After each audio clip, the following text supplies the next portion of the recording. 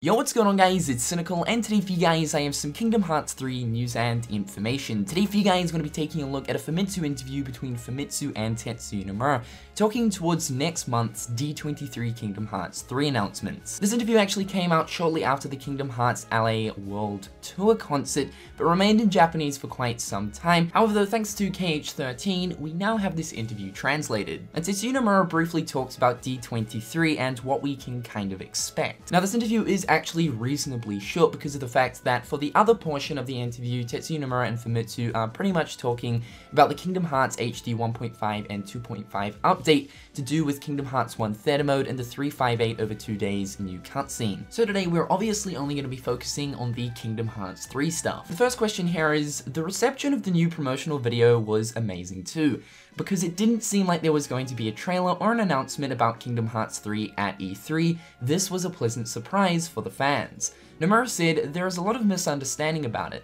The choice to show or not to show something is up to the ones making the conferences. We just used the timing of the concert being at the same time as E3 to announce it. So Tetsuya Nomura's response to this question is actually fairly interesting. He mentions right here that in terms of actually getting a game to show up at a conference, it's not actually up to developers, but more or less up to the people who are actually making and running that specific conference. Now, in terms of if Square Enix actually had their own conference at E3 like they did back in E3 of 2015, then in terms of showing something like Kingdom Hearts 3 at that conference, it wouldn't be hard because of the fact that they have 100% control over what actually appears at the conference. And of course, Kingdom Hearts is one of their biggest franchises. However though, if Square Enix really wanted to, start marketing Kingdom Hearts 3 and they wanted more publicity and they really wanted the game to appear at, say, the Sony conference, then I'm sure Sony wouldn't mind. I don't think it's a case of Sony denying Square Enix saying, no, we don't want your game to appear at our conference. More or less what he's saying right here is the timing of both E3 and the World Orchestra concert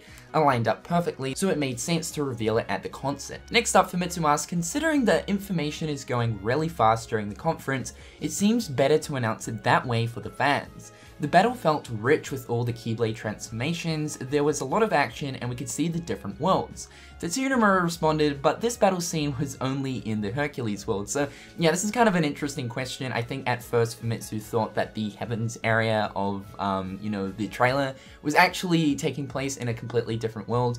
And, it's okay to be sort of mistaken by that, mainly because of the fact that we actually have never seen the Heavens area of Olympus Coliseum. But what Famitsu was saying right here is, they felt like it was better to actually announce this information at the World Orchestra concert, opposed to an actual conference at E3. As you guys should probably know, the way conferences work is that they all have this scheduled lineup in terms of the games that they're going to be showing. And each game has a specific time slot in terms of how long it gets displayed for. Now, of course, revealing something at the concert, they don't really have a specific time limit. They can stretch it for as long as they want to because, of course, it's Square Enix's very own event. And of course, it is a Kingdom Hearts World Tour concert, meaning that all attendees will be Kingdom Hearts fans. Although these last two questions and answers don't really have too much to do with next month's D23 information, it's good to get a sort of idea as to why Square Enix and Tetsuya Nomura decided not to show Kingdom Hearts 3 at E3 this year, but rather decided to use the World Orchestra concert instead. Next up, Famitsu said, was it? There was so much thing, I believe that's actually a typo in the translation, that I thought it was from various worlds. Nomura said also, the next trailer will have a Japanese and North American version, but the battle scenes were from actual gameplay footage, so we couldn't make them exactly the same. It will look the same, but if you compare them, you'll be able to see the differences. So I would like the core fans to look at both trailers. So there's a couple of interesting things we can take away from Tetsuya Nomura's reply right here. He mentions the fact that the next trailer will have both a Japanese and North American version, and the battle scenes are going to be from actual gameplay footage. Now, if we take a look at the 2017 trailer that we got from the orchestra very recently, we can see that, of course, the battle scenes that are seen within that trailer appear to be from actual gameplay, as everything that is happening on screen seems to be working in a playable state. In terms of the heads-up display, it seems to be operating as it would in a final build, and I think that's a huge indication towards Kingdom Hearts 3 being in a semi-watt playable state, coming close to maybe the end of production. Now, I'm sure there's still quite some length to go until Kingdom Hearts 3 is complete, but still to the point, seeing things like the heads-up display fully functional, I think that's a really important thing. It's something that we went over yesterday, but it's something to keep in mind. So yes, once again, for next month's trailer, apparently we're going to be seeing more battle scenes, which I think comes expected, but the fact that he's saying it's from actual gameplay footage is a really fantastic thing. I'm sure the footage that we saw in the most recent trailer is also actual gameplay footage just from looking at it. He also mentions here that he wants core fans to compare both the Japanese and North American version of next month's trailer. Now, this has always been a thing because of the fact that there's actually been differences between the North American and Japanese trailers in terms of looking at gameplay for Kingdom Hearts 3 and 0.2 Birth by Sleep.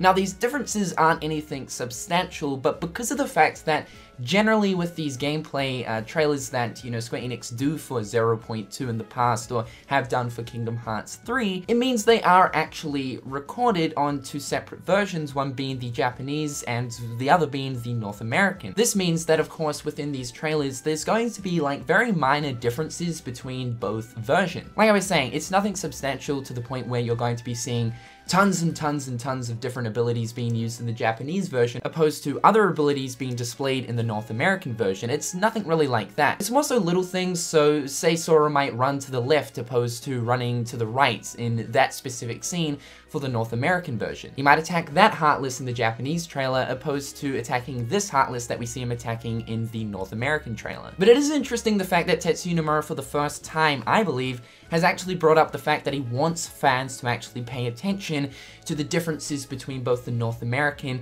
and Japanese version of the trailer that will be releasing next month. So maybe there are going to be a few substantial differences between both versions. And lastly, Famitsu asked, at last, the D23 2017 Expo will occur next month.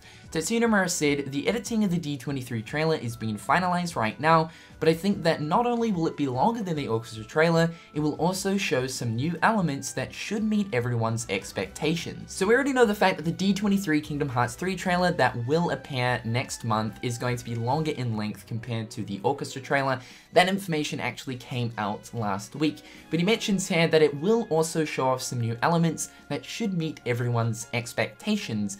Now, new elements, what exactly could he mean by this? I'd love to see how the synthesis system works. I would love to see the gummy ship, like, actually in action. Because of the fact that this is the PlayStation 4 and its hardware is times better than the PlayStation 2, just imagine how crazy the gummy ship missions can be in Kingdom Hearts 3. I want to see some full-on space action shit, man. I want to see some crazy stuff. Square Enix made huge improvements to Kingdom Hearts 2's gummy ship missions, comparing it to like Kingdom Hearts 1. It was so boring in Kingdom Hearts 1. But Kingdom Hearts 2 really improved the gummy ship system, so I'm hoping to see like how much it's evolved in Kingdom Hearts 3, whether or not it will kind of stick to the way it worked in Kingdom Hearts 2, or if they're going to kind of evolve it a little bit more for Kingdom Hearts 3. Also, back in E3 of 2015, Tetsuya Nomura was talking about the fact that Disney Summons will return for Kingdom Hearts 3. Now, of course, you know, a couple of years have passed since then, so things are subject to change. Whether or not Disney Summons will still be in Kingdom Hearts 3, who exactly knows? We haven't really had any more information from Tetsuya Nomura since E3 of 2015, talking about Disney Summons for Kingdom Hearts 3, but if they are still going to be a mechanic in the game, then it would be super cool to actually see them being used in next month's trailer. But honestly speaking, new elements could really mean anything. I think he's going to be showing off some new Keyblade transformations. That's probably one thing we can expect, along with some attraction flow rides, considering the fact that we didn't actually get to see any attraction flow rides in the orchestra trailer. And that right there, guys, is all of the questions and answers from the most recent Famitsu interview to do with Kingdom Hearts. One little bonus thing that I thought I would actually add into this is the fact that at the end of the interviewer actually got to ask Tetsuya Nomura about what the information is going to be at D23, and apparently the interviewer actually got to find out what exactly it was. He mentioned here at the end of his write-up that apparently the announcement at D23 is going to be well worth it.